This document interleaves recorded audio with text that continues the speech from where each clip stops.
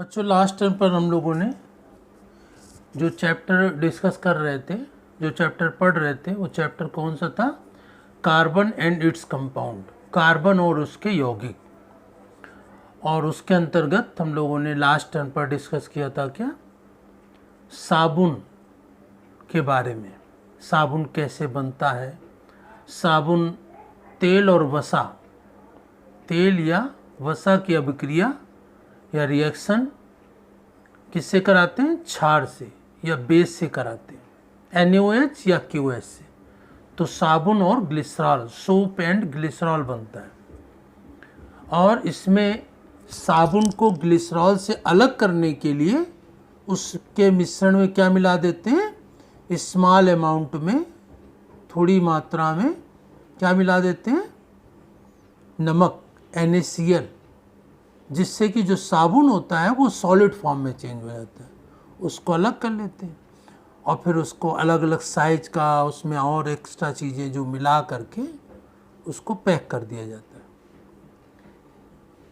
इसी प्रकार से साबुन में मिसल क्या होता है, इसका जो क्लीनिंग एक्शन होता है, साबुन कपड़ों की सफाई कैसे करते हैं, उस सभी को हम लोगों ने डिस्कस कर लिया था। अब उसी के आगे हम लोगों को डिस्कस करना क्या है कि जो डिटर्जेंट होता है, डिटर्जेंट को हिंदी में अपमार्जक कहते हैं। डिटर्जेंट या अपमार्जक, डिटर्जेंट जो सफाई करने वाले, डिटर्जेंट का मतलब, अपमार्जक का मतलब सफाई करने वाले। डिटर्जेंट जो होता है वो एसिड और बेस दोनों को मिलाने से बनता है, एसिड और बेस दोनों मिला करके बनता है। जबकि साबुन केवल बेस मिलाया जाता है, बेस से रिएक्शन कराते हैं तेल या वसा की। और डिटर्जेंट में तेल या वसा नहीं होता है, जबकि साबुन में तेल या वसा होता है। साबुन में केवल क्षार से रिएक्शन कराते हैं, जबकि डिटर्जेंट में क्षार और अम्ल, एसिड और बेस दोनों से रिएक्शन कराते हैं, इससे बनता है। इसमें अल्कोहल की रिएक्शन करा दी जाती है, लाइल अल्कोहल की। किससे रिएक्शन? एसिड और बेस से। जो सिंथेटिक संश्लेषित डिटर्जेंट होता है, सिंथेटिक डिटर्जेंट, जो कृत्रिम डिटर्जेंट बनाया जाता है, वो कृत्रिम डिटर्जेंट एक तो ये है sodium N dodecyl benzene sulphonate, sodium N dodecyl benzene sulphonate. दूसरा ये सोडियम एन डोडिसिल सल्फेट। तो ये एक सिंथेटिक डिटर्जेंट है। तो सोप एंड डिटर्जेंट में क्या डिफरेंस होता है? मैंने बताया, नंबर एक, सोप जो होता है, साबुन जो होता है, उसमें तेल या वसा का उपयोग होता है। डिटर्जेंट में तेल या वसा का उपयोग नहीं होता है। नंबर टू, साबुन में तेल या वसा की रिएक्शन किससे कराते हैं? कौन रिएक्ट करता है? केवल बेस या क्षार। जबकि डिटर्जेंट में एसिड और बेस, अम्ल और क्षार दोनों रिएक्ट करते हैं। नंबर तीन, साबुन जो होता है केवल सॉफ्ट वाटर, मृदु जल में अच्छा काम करता है। मृदु जल जिसमें कैल्शियम और मैग्नीशियम के क्लोराइड, सल्फेट और बाइकार्बोनेट ये कम मात्रा में मिले होते हैं, उनमें काम करता है। जो कठोर जल होते हैं उसमें कैल्शियम और मैग्नीशियम के क्लोराइड, बाइकार्बोनेट, सल्फेट आयन ज़्यादा मात्रा में मिले होते हैं, उनमें ये काम अच्छा नहीं करता है। कौन? साबुन, सोप। जबकि डिटर्जेंट जो होता है वो कठोर जल और मृदु जल, सॉफ्ट वाटर, हार्ड वाटर, दोनों में अच्छा काम करता है। तो साबुन कठोर जल में काम क्यों नहीं करता? क्योंकि कठोर जल में क्या होता है? कैल्शियम और मैग्नीशियम दोनों होते हैं। तो कैल्शियम और मैग्नीशियम जो दोनों होते हैं वो किससे रिएक्शन कर जाते हैं? सोडियम से। तो सोडियम से रिएक्शन करने के कारण क्या होता है, यहाँ कैल्शियम और मैग्नीशियम के एस्टर बन जाते हैं, जिससे कारण वो ये अविलेय होता है, सोल्यूबल नहीं होता है। और सोल्यूबल ना होने के कारण क्या होता है, वो अच्छा काम नहीं करता है। जबकि डिटर्जेंट में इस तरह की प्रक्रिया नहीं होती, अपमार्जक में नहीं होती। इसके पश्चात साबुन में जो तेल या वसा होता है, तेल या वसा होने से क्या होता है कि उससे कपड़े धुले जाते हैं तेल या वसा से। तो तेल जहाँ होता है या वसा होता है तो उसमें धूल के कण ज़्यादा बैठ जाते हैं, तो साबुन से धुले हुए कपड़े जल्दी गंदे हो जाते हैं, क्योंकि उसमें धूल ज़्यादा बैठ जाती है। जबकि डिटर्जेंट से धुले हुए कपड़े, उसमें धूल नहीं बैठती, क्योंकि उसमें तेल और साबुन का इस्तेमाल होता नहीं, तो वो धूल नहीं बैठती, जल्दी गंदे भी नहीं होते। साबुन से धुले हुए कपड़े जल्दी गंदे हो जाते, डिटर्जेंट से धुले हुए कपड़े जल्दी गंदे नहीं होते। इसके पश्चात साबुन, लेकिन अब साबुन से फ़ायदा भी होता है क्या, कि साबुन जो होता है वो बायोडिग्रेडेबल है। साबुन के जो अणु होते हैं, सोप के जो मॉलिक्यूल्स होते हैं, ये बायोडिग्रेडेबल होते हैं, मतलब अपघटनीय होते हैं, उनका अपघटन हो जाता है, जिससे कि वायुमंडल में, हमारे पर्यावरण में साबुन के कारण कोई प्रदूषण या पॉल्यूशन नहीं होता है। साबुन के कारण कोई पॉल्यूशन या प्रदूषण की प्रक्रिया नहीं होती। जबकि डिटर्जेंट जो होता है, ये कि डिटर्जेंट के जो मॉलिक्यूल्स होते हैं वो अपघटित नहीं होते, वो नॉन बायोडिग्रेडेबल होते, जैव अपघटनीय नहीं होते, उनका अपघटन नहीं होता है, जिसके कारण डिटर्जेंट से हमारे पर्यावरण को प्रदूषण होता है, पॉल्यूशन होता है।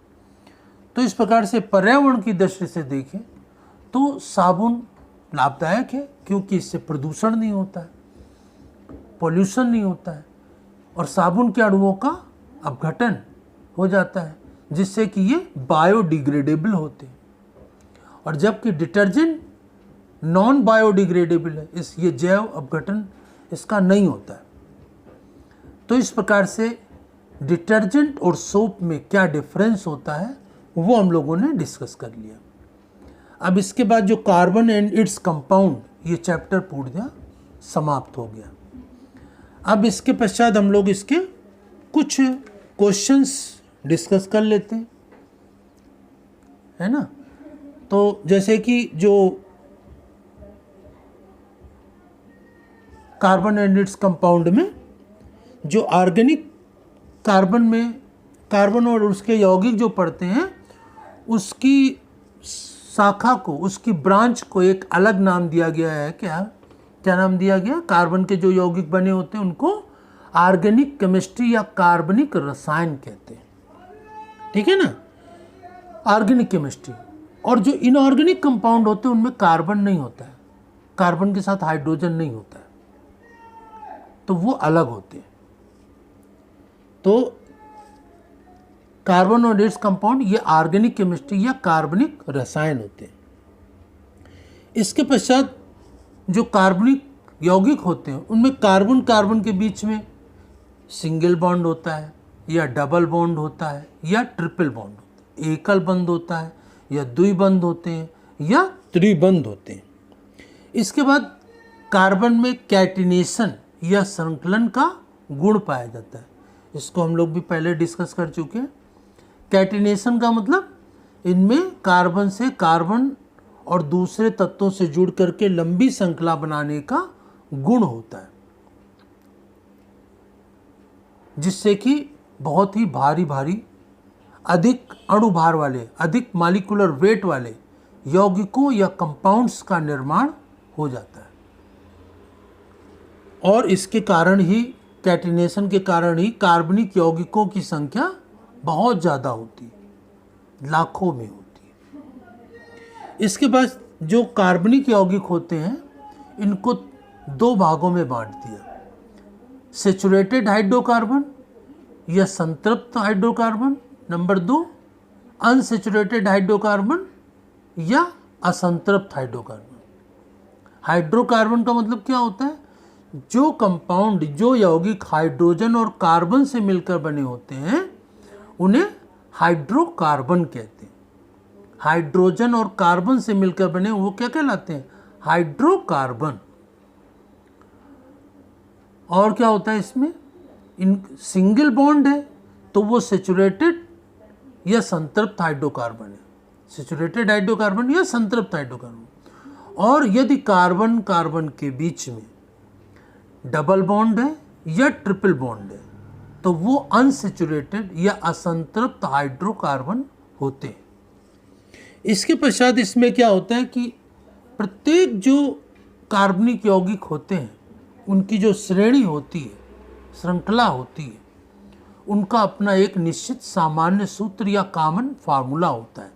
जैसे कि एल्केन होते हैं एक ग्रुप में, तो एल्केन का सामान्य सूत्र क्या होता है?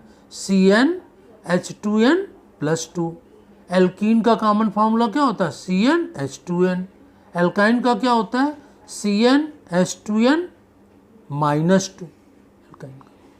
इसी तरह जितने भी कंपाउंड्स होते हैं उनका अपना एक जनरल फार्मूला या कॉमन फार्मूला होता है।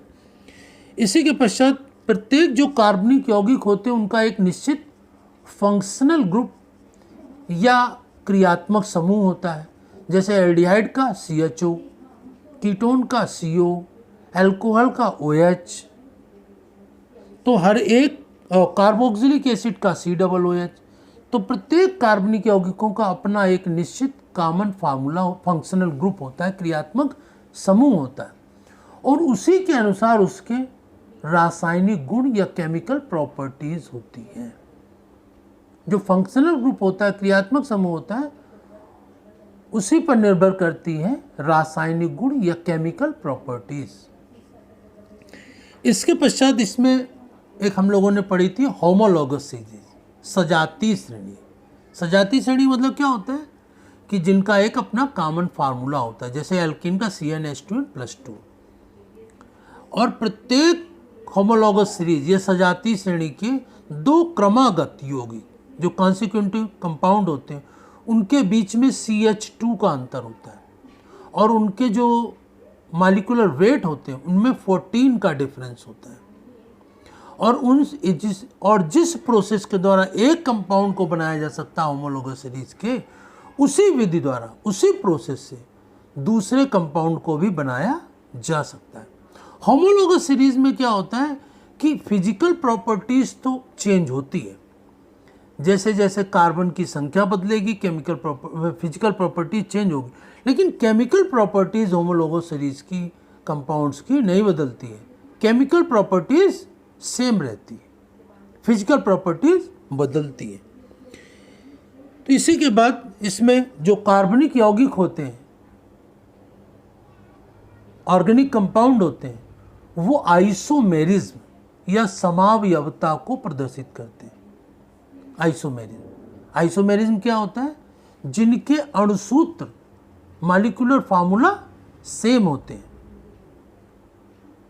लेकिन स्ट्रक्चरल फार्मूला डिफरेंट होते हैं। मतलब कि अणुसूत्र समान होते हैं, संरचना सूत्र भिन्न होते हैं। Molecular formula same, structural formula is different, तो उसको कहते हैं आइसोमर। और इसकी इस प्रॉपर्टीज को कहते हैं आइसोमेरिज्म या समावयवता। तो कार्बनिक यौगिक जो होते हैं, ऑर्गेनिक कंपाउंड जो होते हैं, वो समावयवता को भी प्रदर्शित करते हैं। तो इस प्रकार से ये जो कार्बनिक यौगिक होते हैं वो आइसोमेरिज्म को शो करते हैं। और कार्बनिक यौगिकों को ही हम क्या करते हैं, एक नॉमेनक्लेचर की पद्धति, नामकरण की एक पद्धति इसमें देखते हैं। कौन सी? जिसे कहते हैं IUPAC, international union of pure and applied chemistry. इसके अंतर्गत कार्बनिक यौगिकों का नामकरण कैसे किया जाता है उसको भी हम लोगों ने किया। इसमें आपके अंतर्गत मुख्य रूप से क्या है? Alkane, alkene, alkyne, single bond, double bond, triple bond, इनमें क्या लगाते हैं? Alkane, alkene, alkyne. और चौथा क्या है? हैलोजन, क्लोरीन, ब्रोमीन, आयोडीन, इनका नामकरण। पांचवा क्या है? पांचवा है अल्कोहल, OH जिसमें लगता है।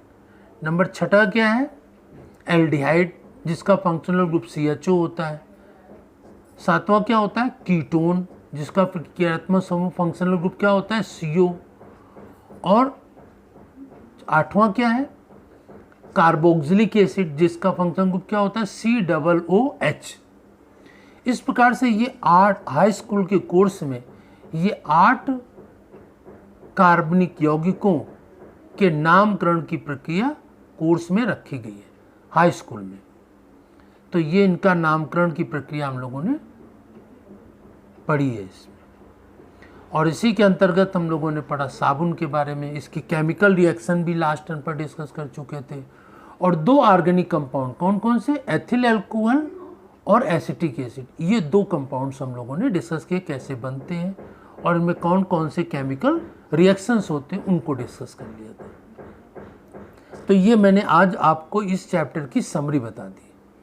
अब नेक्स्ट टर्न पर इस बुक में आपके जो क्वेश्चन आंसर दिए हैं, क्वेश्चंस दिए हैं, प्रश्न दिए हैं, उनको हम लोग डिस्कस करेंगे।